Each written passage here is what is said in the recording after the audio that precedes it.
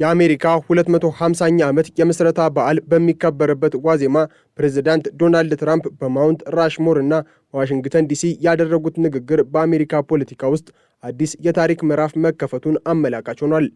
ትራምፕ በዚህ ወቅት የተጠቀሙበት ኮሚኒዝም የሚለው ቃል እንዲሁ በዘፈቀደ የተወረወረ ሳይሆን ጥልቅ የታሪክ መነሻ ያለውና ለዚህ 2026 ዓ.ም የአጋማሽ ምርጫ በስትራቴጂ የተቀረጸ የፖለቲካ መሳሪያ ነው። ትራምፕ በማውንት ራሽሞር ባደረጉት የ30 ደቂቃ ንግግር ውስጥ ኮሚኒዝም ወይንም ኮሚኒስት የሚሉትን ቃላት ከ14 ጊዜ በላይ ደጋግመውታል። ይህንን ርዕዮተ ዓለም ከአንደኛውና ከሁለተኛው የዓለም ጦርነት ከፐርል ሃርበር ጥቃት አልፎም ከ9/11 የሽብር ጥቃት የበለጠ ለሀገሪቱ ሕልውና ሟች አደጋ አድርገው ማቅረባቸው በአሜሪካውያን ዘንድ ያለውን ስር የሰደደ ፍርሃት ለመቀስቀስ የታለመ ነው። ትራምፕ ለደጋፊዎቻቸው የሰጡት መልእክት ግልጽ ነው። አሜሪካ መቼም የኮሚኒስት አገር አትሆንም የሚል ቢሆንም ውስጠ ታሪኩ ግን ተቃዋሚዎቻቸውን ከሀገር ፍቅር መነጽር ውጪ የማድረግ ሥራ ነው። እንደ ትራምፕ አገላለጽ አንድ ሰው ወይንም ኮሚኒስት ሊሆን ይችላል ወይንም ደግሞ ሀገር ወዳድ። ሁለቱንም በአንድ ላይ መሆን ግን አይቻልም። ይህ አይነቱ ፍርጃ ፖለቲካዊ ውይይቶችን ወደ ጥቁርና ነጭ የሞራል ፍልሚያ በመቀየር መካከለኛ አቋም ያላቸውን ዜጎች ምርጫ ውስጥ እንዲገቡ ያስገድዳቸዋል። ይህ ስልት በአሜሪካ የፖለቲካ ታሪክ ውስጥ ቀይ አጥማጅነት በመባል ይታወቃል። የታሪክ ምሁራን እንደሚጠቁሙት ትራምፕ እየተጠቀሙበት ያለው ዘዴ ከ1950ዎቹ አሜሪካን ካናወጣት የማካርቲዝም ዘመን ጋር ቀጥተኛ ግንኙነት አለው። በወቅቱ ሴናተር ጆሴፍ ማካርቲ በአሜሪካ የመንግሥት መዋቅር ውስጥ ኮሚኒስቶች ሰርገው ገብተዋል በሚል ባካሄዱት ዘመቻ በሺዎች የሚቆጠሩ ሰዎችን ስም አጥፍተዋል፣ ከሥራም አፈናቅለዋል፣ እንዲሁም ማኅበራዊ ሕይወታቸውን አቃውሰዋል። የሚገርመው የታሪክ አጋጣሚ የትራምፕ የፖለቲካ አባትና የቅርብ አማካሪ የነበሩት ጠበቃው ሮይ ኮን የሴናተር ማካርቲን ቀኝ እጅና ዋነኛ አቃቢ ሕግ ነበሩ። ትራምፕ ከሮይ ኮን የወረሱት ትልቁ ትምህርት ሁልጊዜ ማጥቃት፣ መቼም ቢሆን ጥፋትን አለማመንና ተቃዋሚን እስከ መጨረሻው ማዋረድ የሚለውን መርህ ነው። አሁን ትራምፕ ዲሞክራቶችን አምላክ የለሽ ኮሚኒስቶች ሲሉ ይህንኑ የሮይ ኮንና የማካርቲን ስልት ለ21ኛው ክፍለ ዘመን በሚመጥን መልኩ አዘምነው እያቀረቡት ነው። ትራምፕ ለምን አሁን ይህንን ስልት መረጡ የሚለው ጥያቄ ከዲሞክራት ፓርቲ የውስጥ ለውጥ ጋር ይያያዛል። ከቅርብ ዓመታት ወዲህ እንደ ዞራን ማምዳኒ ያሉ ራሳቸውን ዲሞክራቲክ ሶሻሊስት ብለው የሚጠሩ ወጣቶች በኒውዮርክና በሌሎችም ትልልቅ ከተሞች የምርጫ ድል እያስመዘገቡ ነው። እነዚህ ፖለቲከኞች የሚከራከሩት ለነፃ የጤና አገልግሎት፣ ለሕዝብ መኖሪያ ቤቶች ግንባታና ለሀብታሞች ቀረጥ መጨመር ነው። እነዚህ ጥያቄዎች በአውሮፓ ፖለቲካ ውስጥ እንደ መካከለኛ የግራ ክንፍ ቢታዩም በአሜሪካ ግን ትራምፕና የሪፐብሊካን አመራሮች እንደ ኮሚኒዝም ስርጭት አድርገው እያቀረቧቸው ነው። እንደ ምክር ቤት አፈ ጉባኤ ማይክ ጆንሰን ገለጻ ሶሻሊዝምና ማርክሲዝም የአንድ ሳንቲም ሁለት ገጽታዎች ናቸው። መጨረሻቸውም በሚሊዮኖች የሚቆጠሩ ሰዎችን መግደል ነው። ትራምፕ ይህንን ፍርሃት በመጠቀም ተራማጅ የዲሞክራት አባላት የሚያነሷቸውን ኢኮኖሚያዊ ጥያቄዎች ወደ ርዕዮተ ዓለማዊ ጦርነት ቀይረውታል። ሌላው የትራምፕ ትኩረት ሃይማኖታዊውን ዘርፍ ይመለከታል። ዲሞክራቶችን አምላክ የለሽ ብሎ መፈረጅ በአሜሪካ ወግ አጥባቂ ክርስቲያኖች ዘንድ ትልቅ ስሜት የሚቀሰቅስ ነው። በትራምፕ እይታ ኮሚኒዝም ኢኮኖሚያዊ ስርዓት ብቻ ሳይሆን ሃይማኖትን የሚያጠፋ ኃይል ነው። አብያተ ክርስቲያናትን ይዘጋሉ፣ ሃይማኖትን ያጠፋሉ የሚለው ማስጠንቀቂያ የሪፐብሊካን ፓርቲ መሰረት የሆኑትን ኢቫንጀሊካል ክርስቲያኖችን ለማነቃቃት የተነደፈ ነው። ይህም ፖለቲካዊ ፉክክሩን ከግብርና ከፖሊሲ ክርክር አውጥቶ ወደ ህልውናና ወደ እምነት ጦርነት እንዲሸጋገር አድርጎታል። ትራምፕ በዚህ ንግግራቸው ተቃዋሚዎቻቸውን እንስሳት እስከ ማለት የደረሰ ጠንካራ ቃል መጠቀማቸው የምርጫው ውጥረት ምን ያህል የከረረ እንደሚሆን ያሳያል። ይሁን እንጂ የትራምፕ የኮሚኒዝም ትርክት ከባድ ተግዳሮቶችም ተደቅነውበታል። አንደኛውና ዋነኛው የትውልድ ሽግግር ነው። የቅርብ ጊዜ የህዝብ አስተያየት ጥናቶች እንደሚያሳዩት ዕድሜያቸው ከ30 ዓመት በታች የሆኑ አሜሪካውያን ለኮሚኒዝም እና ለሶሻሊዝም ያላቸው አመለካከት እንደ ድሮው ትውልድ በፍርሃት የተሞላ አይደለም። ለዚህ ትውልድ ኮሚኒዝም ማለት የቀዝቃዛው ጦርነት ወይንም የኒኩሌር ስጋት ትዝታ ሳይሆን በካፒታሊዝም ስርዓት ውስጥ የገጠማቸው የኑሮ ውድነትና የቤት ማጣት ችግር አማራጭ ተደርጎ ሊወሰድ የሚችል ሐሳብ ነው። የካቶ ኢንስቲትዩት ጥናት እንደሚያመለክተው 38 በመቶ የሚሆኑ ወጣቶች ለኮሚኒዝም አዎንታዊ እይታ አላቸው።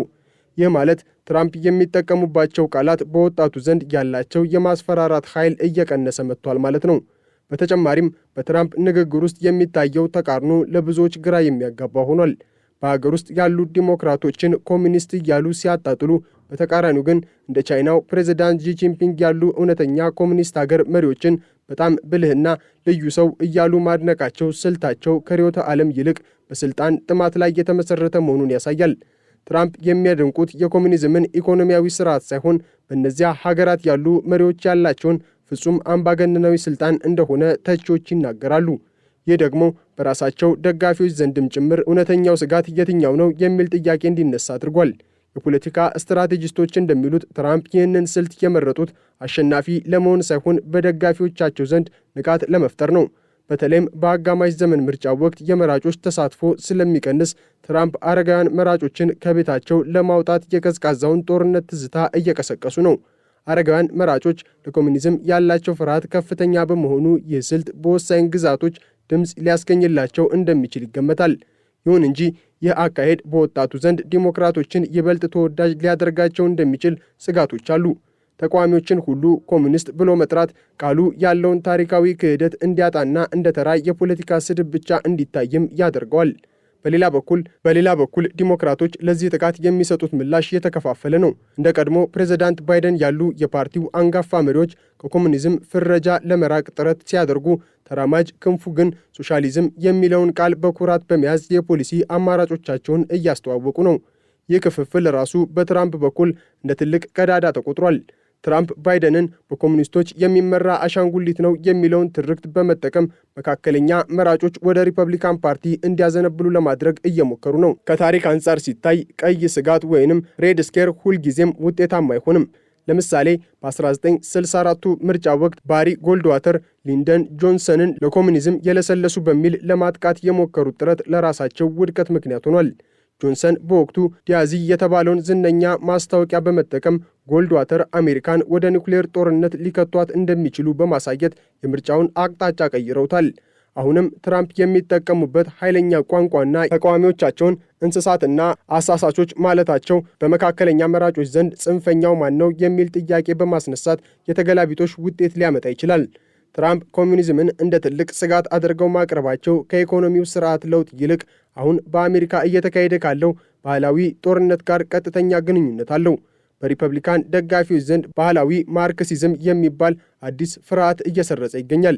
ይህ ጽንሰ ሐሳብ እንደሚያስረዳው ኮሙኒስቶች ሀገርን ለመቆጣጠር የግድ በጦር መሳሪያ ወይንም በኢኮኖሚ ሳይሆን የሀገሪቱን የትምህርት ተቋማት፣ የሚዲያ አውታሮችና የባህል እሴቶች በመለወጥ ማህበረሰቡን ከውስጥ ያበሰብሳሉ የሚል ነው።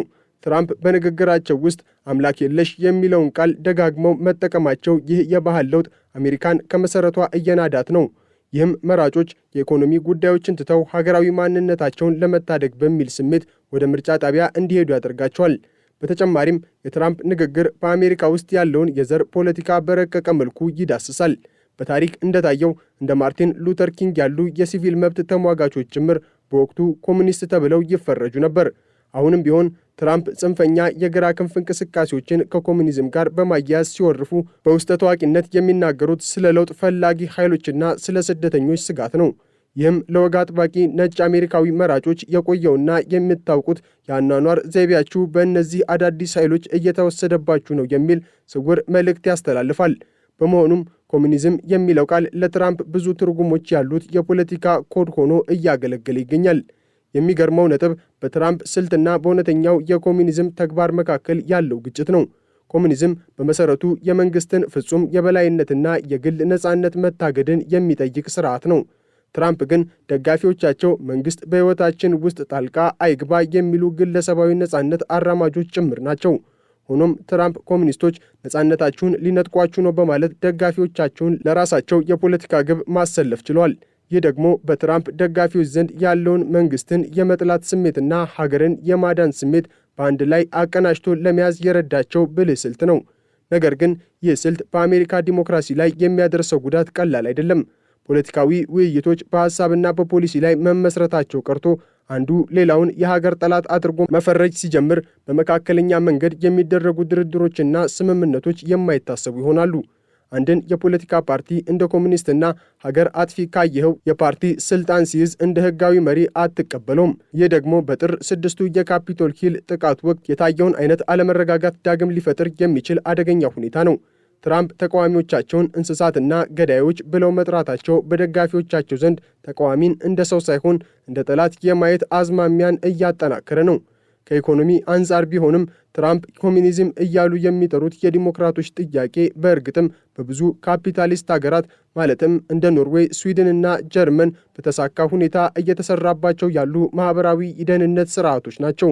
አሜሪካ ውስጥ ግን ይህንን ጉዳይ ከኮሚኒዝም ጋር ማያያዝ ስለ ትምህርት ቤት ክፍያ፣ ስለ ጤና መድን እና ስለ ዝቅተኛ ደሞዝ መደረግ ያለባቸው አስፈላጊ ክርክሮችን ያዳፍናል። ይህም አሜሪካ ካሏት እጅግ የባለጸጋ ሀገራት አንዷ ሆና ሳለች ለዜጎቿ መሰረታዊ ፍላጎቶች ምላሽ በመስጠት ረገድ ከሌሎች የዳበሩ ሀገራት እንድታንስ ያደርጋታል። በትራምፕና በደጋፊዎቻቸው ዘንድ ያለው ይህ የኮሚኒዝም ፍርሃት በአሜሪካ የውጭ ጉዳይ ፖሊሲ ላይም ተጽዕኖ ሊኖረው ይችላል። ለምሳሌ አሜሪካ ከላቲን አሜሪካ ሀገራት ጋር ያላትን ግንኙነት በዚሁ የርዕዮተ ዓለም መነጽር ብቻ እንድታይ ሊያደርጋት ይችላል። በቬንዙዌላ ወይንም በኩባ ያሉትን ችግሮች እንደ ማስፈራሪያ በመጠቀም በሀገር ውስጥ ያሉ ተራማጅ ለውጦችን ሁሉ እንደ ቬንዙዌላ ልንሆን ነው በሚል ማስፈራሪያ ማሰናከል የትራምፕ የቆየ ዘዴ ነው። ይህ ደግሞ አሜሪካ ለዘመኑ የሚመጥን አዲስ የኢኮኖሚ ፍልስፍና እንዳታመነጭ እንቅፋት ሊሆንባት ይችላል። ወደፊት በሚካሄደው የ2018 ዓ.ም የአጋማሽ ዘመን ምርጫ የትራምፕ ስልት በዋነኛነት ያነጣጠረው በከተማ ዳርቻዎች የሚኖሩ ነጭ መራጮች ላይ ነው። እነዚህ መራጮች በተለምዶ ለኢኮኖሚ መረጋጋትና ለደህንነት ትልቅ ዋጋ የሚሰጡ በመሆናቸው ትራምፕ ኮሚኒስቶች ከተማችሁን ሊያፈርሱ ነው፣ ፖሊስን ሊያዳክሙ ነው የሚለውን ትርክት በስፋት እየተጠቀሙበት ነው። ይህም ዲሞክራቶች በከተሞች ያላቸውን የበላይነት ወደ ገጠራማውና ወደ ከተማው ዳርቻ እንዳያስፋፉ የመገደብ ሥራ ነው። የትራምፕ የኮሚኒዝም ትርክት ውጤቱ የሚወሰነው በአሜሪካውያን የንቃት ደረጃ ነው።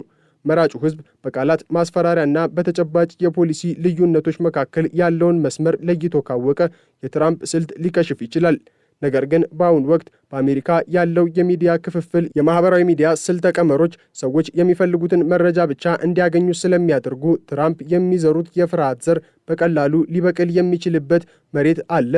አሜሪካ 250ኛ ዓመቷን በምታከብርበት በዚህ ወቅት በ18ኛው ክፍለ ዘመን የነበሩት የነጻነትና የዲሞክራሲ እሴቶች በ21ኛው ክፍለ ዘመን በዳግም ቀይ ስጋት እየተፈተኑ ይገኛሉ።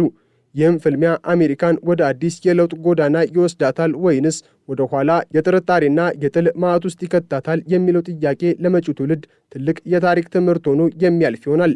ትራምፕ በታሪክ ማህደር ውስጥ እንደ ታላቅ ህዝባዊ መሪ ወይንም እንደ ከፋፋይ ፖለቲከኛ ተጽፈው የሚቀሩት በዚህ የጀመሩት የኮሙኒዝም ፍልሚያ በሚያወጣው ውጤት ላይ ተመስርቶ ይሆናል።